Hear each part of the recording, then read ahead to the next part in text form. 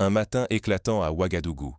1000 bus flambant neufs serpentent dans la ville, financés sans qu'un seul franc ne provienne d'une dette étrangère. Miracle ou méthode secrète? Toute l'Afrique retient son souffle, fascinée par cette brèche ouverte dans l'ordre établi. Pour la première fois en Afrique de l'Ouest, un pays affiche une telle indépendance budgétaire, sous les yeux médusés des voisins. 1000 bus, acquis grâce à une mobilisation locale et une réaffectation rusée des fonds, bousculant les routines, ravivent les espérances et sèment la stupeur de Dakar à Addis Abeba. Des décennies durant, la conviction régnait. Impossible de bâtir le progrès sans recourir à la dette extérieure. Mais ce matin, le Burkina Faso, sous la présidence d'Ibrahim Traoré, bouleverse la donne. Derrière chaque bus, des choix politiques et économiques téméraires prennent la route, portés par une volonté farouche de souveraineté. Le risque est immense. Si ce pari échoue, le Burkina Faso pourrait voir s'effriter sa stabilité économique, perdre la confiance internationale, voire céder une partie de son autonomie durement gagnée. Mais en cas de succès, c'est tout le récit du développement africain qui vacille, et l'idée de dépendance qui vole en éclats. Ce déploiement de 1000 bus neufs, financés uniquement par des ressources locales, dépasse largement le simple transport public. C'est un séisme silencieux, une démonstration qui pourrait inspirer un renouveau sur tout le continent et servir de précédent révolutionnaire pour les pays francophones. Pour mesurer l'ampleur de ce choc, il faut revenir sur le long héritage de dépendance financière et comprendre l'audace inédite qui a permis cette rupture. Comment le Burkina Faso a-t-il réussi là où tant d'autres ont échoué? Pour répondre, il faut explorer les rouages cachés de cette révolution silencieuse. Pendant des décennies, chaque école, chaque route, chaque hôpital du Burkina Faso dépendait d'un prêt négocié à Paris ou à Washington. Un fil invisible reliait les projets locaux aux décisions étrangères. Mais en une seule matinée, ce fil s'est rompu, bouleversant toutes les certitudes sur le développement africain. L'Afrique, depuis toujours, semblait enfermée dans une spirale d'endettement présentée comme inéluctable. Les bailleurs internationaux dictèrent leurs règles. Aucune infrastructure sans crédit, aucune croissance sans aval étranger. Derrière chaque chantier se cachait un contrat, un taux d'intérêt et une liste de conditions qui corsetaient la souveraineté budgétaire. Année après année, la dépendance s'est accrue. Les exigences extérieures ont fini par transformer les budgets nationaux en énigmes complexes, leurs pièces maîtresses négociées hors du continent, souvent loin des réalités locales. Peu à peu, la dette s'est muée en chaîne invisible, entravant toute initiative propre. Un matin, pourtant, le Burkina Faso a osé la rupture. Plutôt que d'hypothéquer encore ses ressources minières et agricoles, le pays a décidé de les réinvestir directement. L'or, le coton, l'impôt, tout a été réorienté vers un projet concret, national, sans recourir à un seul franc emprunté à l'étranger. Ce n'était pas un simple choix de comptabilité. C'était un renversement de perspective, une déclaration d'indépendance. En mobilisant ses propres fonds pour acheter 1000 bus flambant neufs, le Burkina Faso a prouvé qu'il était possible de financer un projet d'envergure sans attendre l'aval ni le financement d'aucune institution internationale. Le risque était immense. Renoncer à la dette extérieure, c'était courir le risque de l'isolement diplomatique, de la méfiance des marchés, de l'asphyxie budgétaire. Beaucoup annoncèrent l'échec, voire la catastrophe. Mais la volonté de reprendre le contrôle du destin national a dépassé la peur de perdre le soutien extérieur. Ce pari ne se réduit pas à des chiffres ou à de la logistique. Il touche à l'essence même de la souveraineté africaine. Il pose une question brûlante. Le progrès africain doit-il forcément passer par la dette? Ou existe-t-il d'autres voies fondées sur la discipline, la transparence et la confiance retrouvée dans ses propres ressources? Ce matin-là, à Ouagadougou, sous le soleil, les bus sont devenus le symbole vivant de ce basculement. Au démarrage de chaque moteur, c'est toute une économie qui respire sans perfusion extérieure et un peuple qui retrouve la maîtrise de son avenir. Mais comment ce pari a-t-il été préparé, puis mené à bien malgré les obstacles? Pour comprendre, il faut revenir aux premiers signes de changement au sommet de l'État. Plus de prêts. Uniquement nos propres fonds. Quand tout le monde affirmait qu'il était impensable de financer 1000 bus neufs sans crédit extérieur, Ibrahim Traoré tranche. Il impose une règle radicale. Le Burkina Faso s'en tiendra à ses ressources, ou rien. Première étape. Recenser, peser, tracer chaque gramme d'or et chaque ballot de coton. Les équipes du ministère des Finances passent à la loupe la moindre recette d'exportation. Mais surtout, elles cartographient les pertes. Ces millions qui s'évaporent chaque année dans des réseaux opaques, engloutis hors du pays ou captés par des intérêts étrangers. C'est là que la rupture s'opère. Pour la première fois, le gouvernement bloque ces fuites. Comment? En créant un fonds souverain de mobilité. Un coffre-fort national, alimenté exclusivement par la richesse du pays, destiné à remplacer la dette par une gestion intelligente de l'argent local. Le fonds devient le symbole d'une souveraineté retrouvée. Rien n'est gagné pour autant. L'idée d'assembler les bus sur place suscite ironie et doute. Impossible, murmurent les ateliers. Mais la décision tient bon. Les usines recrutent à grande échelle. Jeunes mécaniciens, ingénieurs, ouvriers, des milliers de Burkinabés sont formés, jour et nuit, à des compétences inédites. La production locale, longtemps mythe, devient la réalité quotidienne d'une jeunesse mobilisée. Les premiers mois sont chaotiques. Pièces manquantes, retards, démotivation. Traoré ne lâche rien. Il ordonne un audit ligne par ligne. Chaque franc, chaque minute, chaque bus est contrôlé avec une rigueur nouvelle. Les ministres doivent justifier chaque dépense, chaque choix. Cette transparence désarme les cyniques, mais met à nu l'ampleur du défi. Pourtant, les résultats dépassent les attentes. En moins d'une année, la fréquentation scolaire bondit de 22%. Les revenus des commerçants grimpent de 18%. Plus de 6000 emplois directs naissent autour du projet et des filières associées.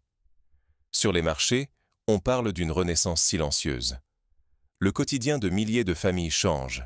Moins de temps perdu dans les transports, plus d'enfants à l'école, plus d'argent pour vivre. Tout cela, sans accepter un seul prêt extérieur. Traoré refuse chaque offre venue d'ailleurs. Les ressources nationales sont réallouées, rationnées, optimisées. Ce pari radical devient le test ultime de la discipline budgétaire et de la confiance en soi. Le risque est immense. Un échec aurait pu ruiner la crédibilité du pays. Mais la réussite ouvre une ère nouvelle. Derrière les chiffres, ce sont les conséquences humaines et symboliques qui commencent à transformer le lien entre citoyens et État. Mais derrière cette réussite, de nouveaux défis se profilent.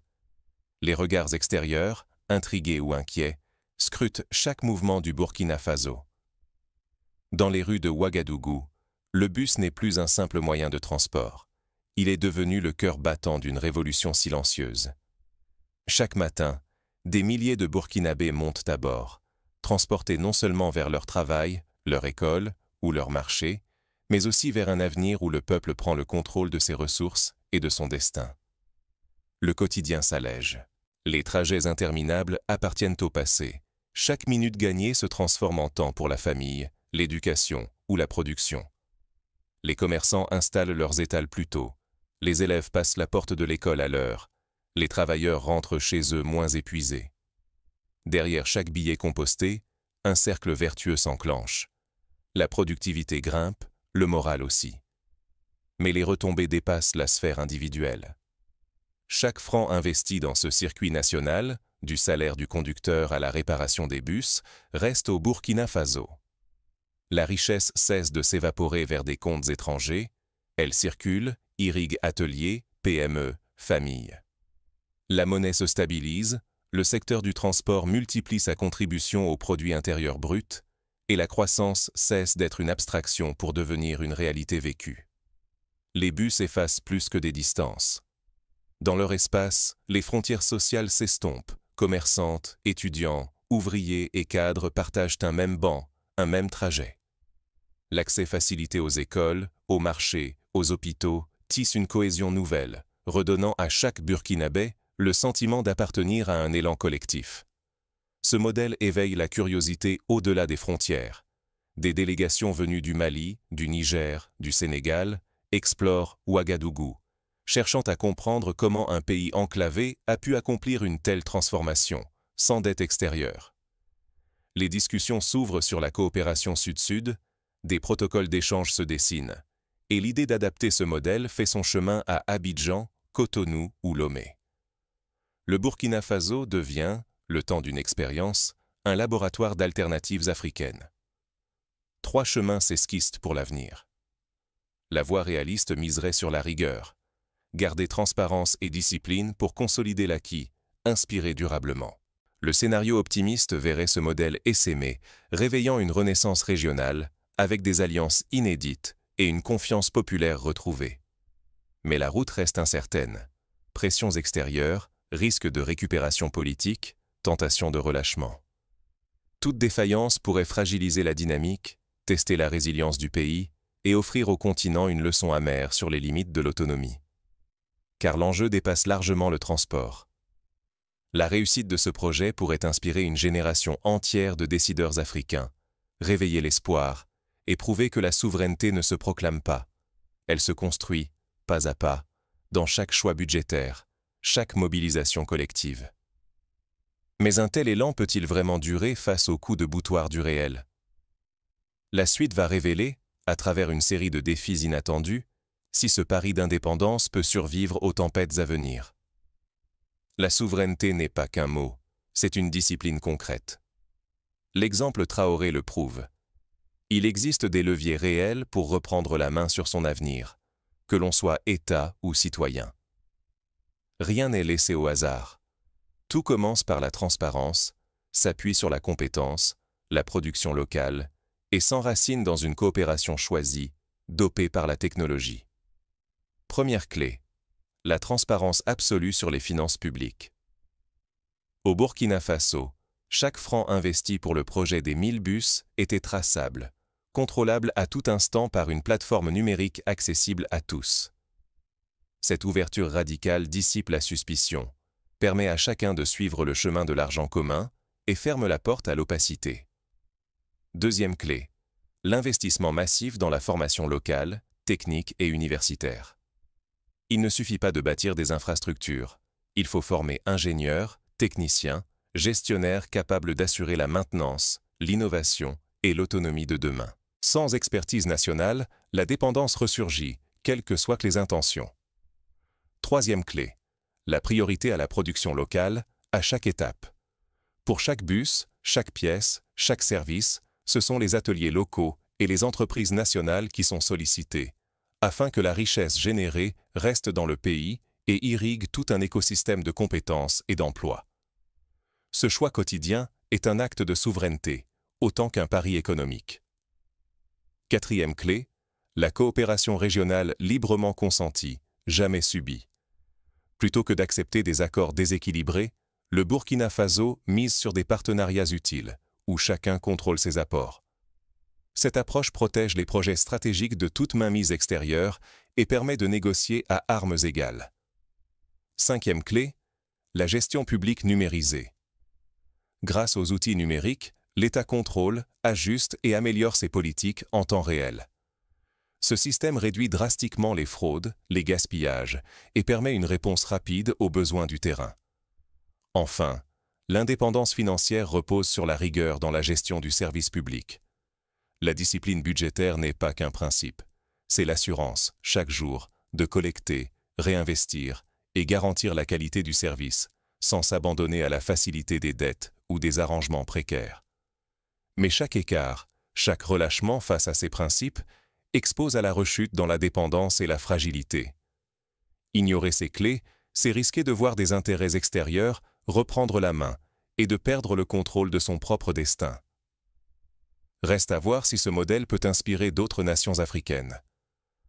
La question, désormais, n'est plus de savoir si c'est possible, mais qui aura le courage de suivre cette voie.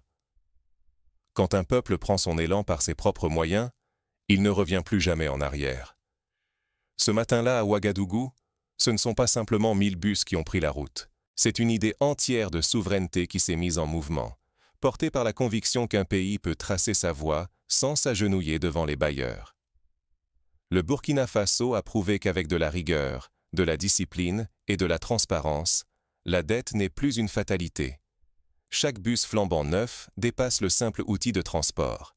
Il devient drapeau, espoir, preuve vivante qu'une nation peut se relever par elle-même. L'État a transformé l'or et le coton du sol burkinabé en moteur pour ses enfants, ses enseignants, ses ouvriers, ses rêveurs. Le pari était risqué, mais il a brisé le mur de la résignation. Face à la pression des marchés et aux doutes venus de l'extérieur, le Burkina Faso a choisi de reprendre le contrôle de son destin. En mobilisant ses propres ressources, en traquant la moindre fuite, il a montré qu'un État peut financer de grands projets, créer de l'emploi local, tisser des liens sociaux plus solides. Ce n'est pas rien. Ce choix dessine une nouvelle trajectoire pour toute l'Afrique francophone, longtemps prisonnière du cycle de la dette. Mais ce modèle n'est pas réservé à un seul pays. Il lance un défi à chaque citoyen, chaque nation, redevenir acteur de son avenir. Refuser le rôle de spectateur, oser risquer, bâtir sa propre souveraineté, voilà l'enjeu vital. Chaque État, chaque peuple, a le pouvoir de ne plus abandonner son développement à la merci des aides ou à l'instabilité des marchés mondiaux. Le vrai défi commence ici. Assumer ses choix, construire une économie qui nourrit, qui élève, qui respecte la dignité humaine. Le Burkina Faso prouve que rien n'impose à l'Afrique la dépendance. Ce sont les décisions, le courage et la cohésion qui dessinent la différence. La route sera longue, jalonnée de doutes, d'obstacles et de résistances. Pourtant, la première rotation de 1000 bus est déjà une victoire silencieuse, une preuve que l'alternative existe. La question reste entière. Et si demain, d'autres nations décidaient, elles aussi, de changer les règles du jeu? Mais pour bien comprendre la portée de cette révolution, il est essentiel de s'arrêter sur des exemples concrets, des histoires vécues, des étapes précises, et de les replacer dans le vaste récit de l'indépendance économique africaine. Prenons le cas d'Aminata, une commerçante du marché de Ouagadougou. Pendant des années, elle perdait chaque jour plusieurs heures à chercher un taxi-brousse surchargé pour acheminer ses marchandises. Depuis l'arrivée des bus neufs, elle part plus tôt, arrive à l'heure, et sa journée est moins éreintante. Les bénéfices s'en ressentent immédiatement. Elle gagne plus, et ses enfants, désormais, peuvent la rejoindre pour l'aider, tout en allant à l'école sans retard. Ce petit changement individuel, multiplié par des milliers, transforme la ville et toute la société. Un autre exemple, les élèves du quartier de Tampouy. Avant, beaucoup manquaient des cours parce que le seul moyen de transport était trop cher ou trop aléatoire. Aujourd'hui, grâce à l'accès facilité, la fréquentation scolaire a bondi. Un directeur d'école, interrogé par la presse locale, raconte qu'il n'avait jamais vu autant d'élèves arriver à l'heure, ni autant de parents investir dans la scolarité de leurs enfants. Ce genre de bouleversement rappelle des moments charnières de l'histoire mondiale. Regardons un instant en arrière. Dans les années 50, la Corée du Sud, alors l'un des pays les plus pauvres de la planète, avait choisi d'investir massivement dans la formation technique et l'industrialisation en misant sur ses propres capacités malgré l'absence d'aide extérieure considérable. Ce pari, couplé à une mobilisation nationale, a permis l'émergence d'un géant industriel en quelques décennies. Le parallèle n'est pas parfait, mais il montre que l'audace, la discipline et la confiance en sa propre population peuvent inverser le cours de l'histoire. De même, dans les années 80, le Chili choisit de privatiser une partie de ses ressources minières et d'en canaliser les revenus dans des investissements stratégiques locaux. Malgré la pression internationale, le pays a su stabiliser sa monnaie, développer son industrie et réduire sa dépendance à l'aide extérieure. Si chaque pays a son contexte, ces exemples prouvent qu'un basculement est toujours possible, à condition d'oser sortir des sentiers battus. Au Burkina Faso, la création du Fonds souverain de mobilité n'a pas été qu'un slogan. Dans les faits, ce fonds a servi d'outil pour canaliser chaque franc issu des exportations d'or et de coton, en évitant les circuits traditionnels où l'argent se perdait dans des commissions ou des transactions illisibles. Un audit indépendant, réalisé par une ONG locale, a suivi le parcours de chaque investissement, allant jusqu'à publier des rapports mensuels accessibles à tous les citoyens. Cette transparence, inédite dans la région, a aussi permis de renforcer la confiance du public et de couper court aux rumeurs de détournement. La production locale des bus a aussi marqué un tournant. Avant, la plupart des véhicules de transport public étaient importés, souvent d'occasion, ce qui grevait les budgets locaux et rendait la maintenance complexe. En décidant d'assembler les bus sur place, le Burkina Faso a créé un écosystème industriel inédit. Les ateliers de carrosserie, les manufacturiers de pièces détachées, les écoles techniques se sont mis à travailler ensemble. Plusieurs jeunes ingénieurs, revenus de l'étranger, ont été recrutés pour former des équipes. Le gouvernement a même lancé un concours national d'innovation pour améliorer l'efficacité des moteurs, ce qui a permis la création d'un modèle adapté aux routes locales, moins gourmand en carburant et plus robuste face à la poussière sahélienne. Pour éviter les erreurs du passé, une cellule d'évaluation a été instituée, chargée de vérifier chaque étape du projet. À chaque incident, comme la panne d'une série de bus survenue en pleine saison des pluies, cette cellule intervenait pour trouver la cause, recommander des ajustements et informer le public.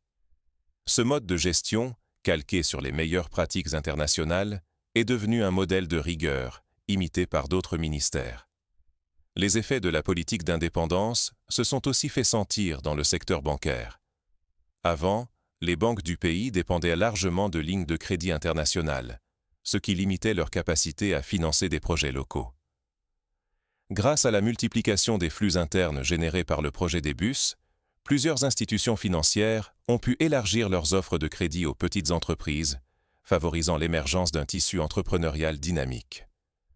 Un rapport du ministère des Finances a montré qu'en moins de 2 ans, le nombre de PME créées dans le secteur des services liés au transport avait doublé. Sur le plan régional, la réussite burkinabé a eu un effet d'entraînement.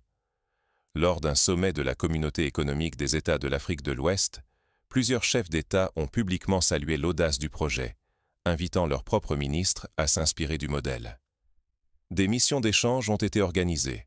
Des délégations du Mali, du Bénin, du Togo sont venues étudier les procédures, interroger les équipes, et certains ont même proposé des accords pour mutualiser la production de pièces détachées ou l'entretien des bus. Face à ces succès, il a fallu anticiper les risques. Le gouvernement a mis en place une stratégie en plusieurs volets pour préserver l'autonomie acquise. Premièrement, il a instauré un fonds de réserve, alimenté par une partie des bénéfices du transport public, destiné à faire face aux imprévus, qu'il s'agisse de l'augmentation du prix du carburant ou d'un choc sur les exportations de coton. Deuxièmement, la formation continue est devenue une priorité.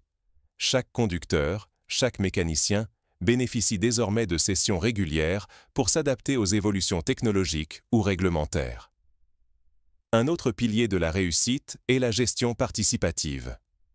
Les usagers sont invités à évaluer le service via une application mobile, à signaler les problèmes, à proposer des améliorations. Cette démarche, inspirée des pratiques scandinaves, favorise le sentiment d'appropriation et de responsabilité collective. Un comité citoyen, composé de représentants de quartiers, de syndicats et d'associations de femmes, se réunit chaque trimestre pour faire remonter les besoins et les attentes. Mais la vigilance reste de mise. À chaque étape, des tentatives de déstabilisation ont surgi. Campagne de désinformation, pression diplomatique pour pousser le pays à rouvrir la porte à l'aide extérieure, ou encore tentative de corruption dans l'attribution des contrats de maintenance. Le gouvernement a dû renforcer ses dispositifs de contrôle tout en communiquant davantage pour expliquer ses choix et rassurer la population. L'innovation joue aussi un rôle clé. Le Burkina Faso a lancé un programme de recherche pour développer des carburants alternatifs à base de ressources locales, notamment le bioéthanol issu de la canne à sucre. L'objectif, à terme, est de réduire la dépendance au pétrole importé, tout en valorisant les filières agricoles. Un prototype de bus hybride a déjà été testé sur la ligne reliant Ouagadougou à Bobo-Dioulasso, suscitant l'intérêt de plusieurs bailleurs africains. D'un point de vue pratique, d'autres nations qui voudraient s'inspirer du modèle burkinabé pourraient suivre plusieurs étapes. 1. Réaliser un audit complet des ressources nationales, identifier les fuites financières et les circuits opaques. 2. Créer un fonds souverain géré par une équipe indépendante, avec des mécanismes de contrôle citoyen. 3. Investir massivement dans la formation technique et la production locale, en impliquant la diaspora pour rapatrier les compétences.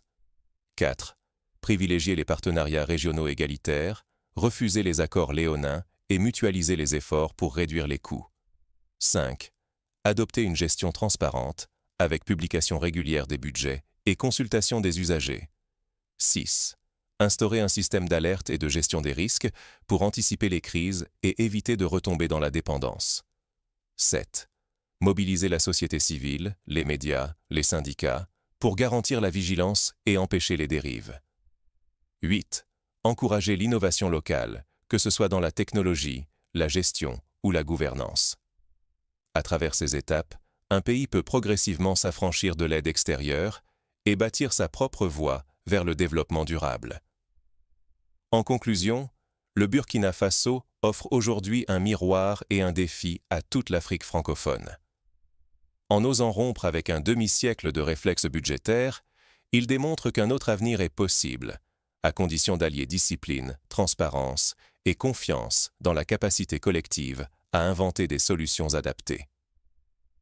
La souveraineté, loin d'être un rêve abstrait, se construit chaque jour dans le choix de produire localement, de former sa jeunesse, de gérer chaque franc avec rigueur et de refuser les compromis qui bradent l'avenir. L'histoire d'Aminata, des élèves de Tampoui, des ingénieurs revenus au pays, n'est qu'un début. Demain, d'autres nations pourraient choisir cette route exigeante, mais féconde. Alors, la question posée au début trouve ici une réponse élégante. Et si le miracle n'était qu'une méthode, patiemment construite et à la portée de tous ceux qui osent croire en eux-mêmes? Le Burkina Faso, par son exemple, a ouvert la voie.